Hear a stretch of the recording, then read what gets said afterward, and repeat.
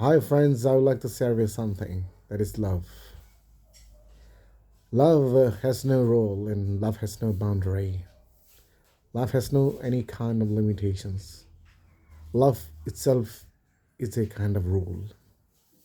So let your love flows the way it is. And the person who loves you, he or she will flow with you the way you are. So don't make any kinds of rules and regulations in the field of love and your love relationship. Be free.